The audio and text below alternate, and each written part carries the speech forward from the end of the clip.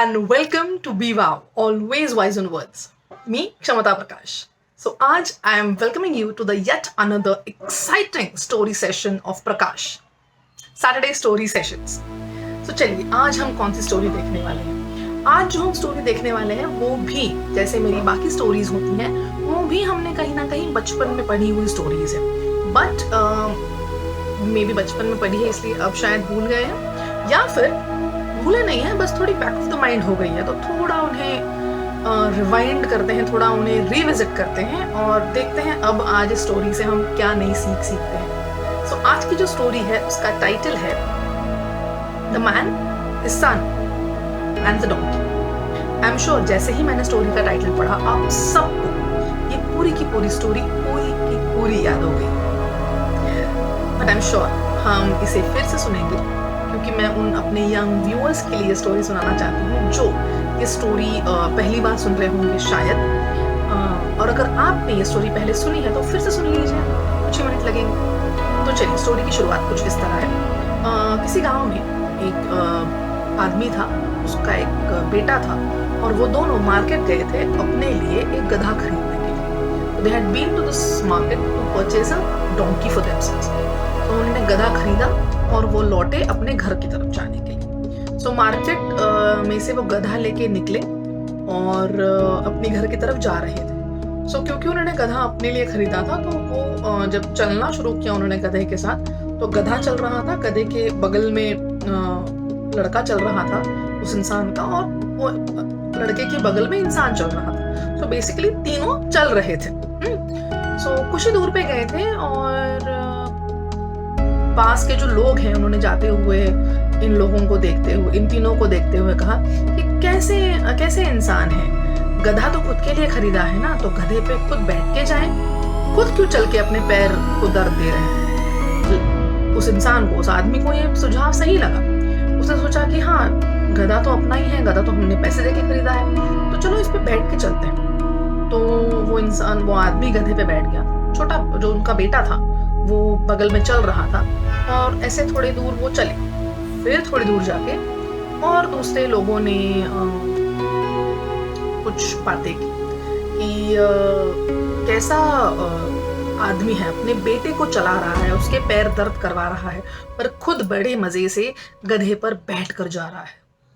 आदमी को बड़ा बुरा लगा कि हाँ सही तो है कि बेटे को चला रहा हूँ मैं, बेटे को गधे पे बैठने देता हूँ, मैं चलता हूँ.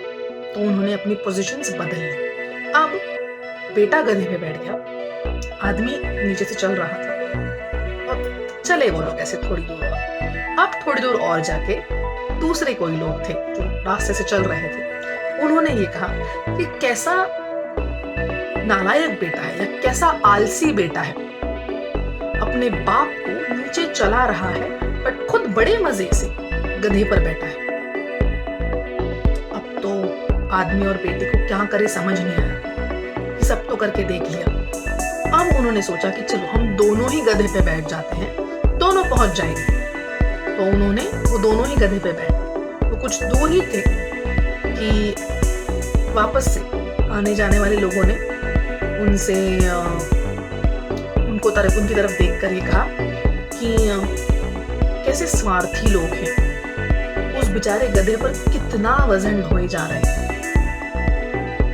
बेचारा गधा. और ऐसा बोलते हुए वो आगे निकले. अब उस आदमी को बड़ा बुरा लगा और साथ ही साथ वो बेहद बहुत ही ज्यादा कंफ्यूज हो गया था, बहुत ज्यादा. अब उसे समझ नहीं आ रहा था कि मैं कैसे चलूं इस गधे के साथ. घर कुछ ही दूर पर था, तो उसने सोचा कि चलो ना मैं इस गधे पे बैठ सकता हूँ, ना मेरा बेटा इस गधे पे बैठ सकता है, ना हम दोनों इस गधे पे बैठ सकते हैं, तो क्या किया जाए. तो उसने और उसके बेटे ने मिलकर उस गधे को अपने सर पे लिया और वैसे चल रहा. अब तो राह चलते लोग उनको देख के हंसने लगे और ऐसे करके वो घर तक पहुंच गए. पर मुझे पता है कि अब जैसे मैं स्टोरी बता रही थी, आप सबको भी इस स्टोरी को जो हमने बचपन में पढ़ी थी वो बहुत ही अच्छी सीख थी उस स्टोरी के साथ, कि हम एक वक्त में सबको खुश नहीं रख सकते. ये कितनी महत्वपूर्ण सीख है इस स्टोरी के साथ.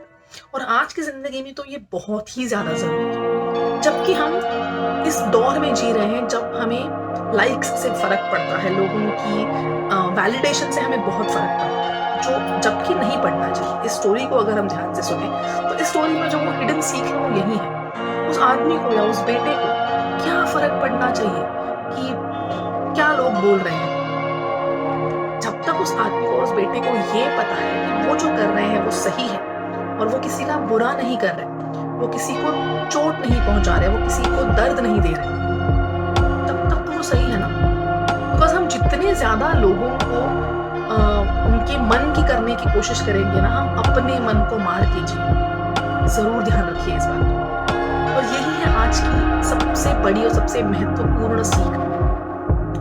मैंने अपने बहुत से यंग बच्चों को मैं सिखाती हूँ, जैसे मैंने पहले भी कहा था, मैं कॉलेज में पढ़ाती हूँ, तो मैंने बहुत अपने यंग बच्चों को देखा है कि वो लोग लगे रहते हैं रोज कोई ना कोई नया फोटो डालना है सोशल मीडिया साइट पे, या रोज व्हाट्सएप स्टेटसेस रखने हैं, और फिर ये भी चेक करना है कि कौन हमारे व्हाट्सएप स्टेटस चेक कर रहा है। तो ये सारा काउंट रखते हैं वो कि देखिए मैम इस फोटो को इतने लाइक्स आए, इस फोटो को इतने लाइक्स आए, ऐसे फोटो में खींचूं तो बहुत ज्यादा लाइक्स आते हैं। तो क्या होता है अगर आपको लाइक्स नहीं भी मिलते हैं? क्या होगा अगर आपके क्या कहूँ मैं, किसी चीज किसी दूसरे ने सहमति नहीं दी? तो ये थोड़ी डिसाइड करती है वो चीजें कि आपकी चीज वो सही थी या गलत थी। नहीं ना, आप अपने आप के डिसीजन मेकर हैं कि आपको सोचना है कि आपके लिए क्या सही है क्या गलत है।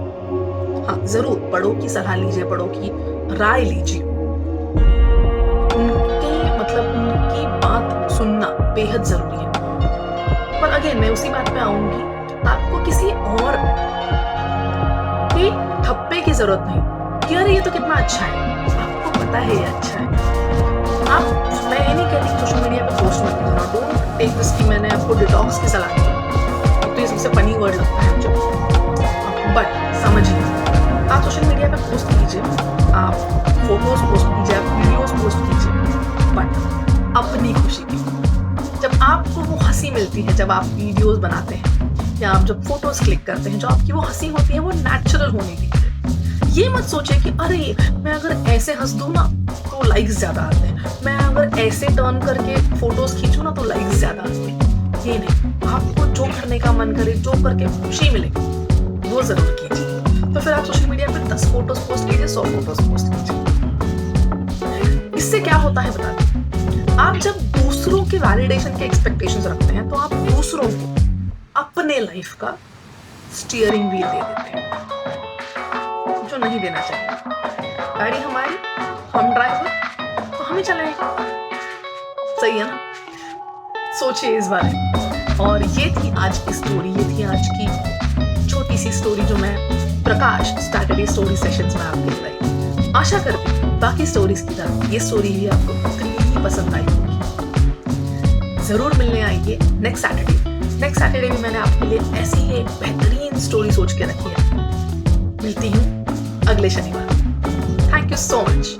जरूर वीडियो को लाइक कीजिए, शेयर कीजिए अपने दोस्तों के साथ, और अगर आपने अब तक चैनल को सब्सक्राइब नहीं किया है तो जरूर सब्सक्राइब कीजिए। मैं सैटरडे सेशंस के साथ साथ और भी सेशंस करती हूँ, मिलते रहूंगी आपके साथ। Thank you so much. Bye, take care, stay safe.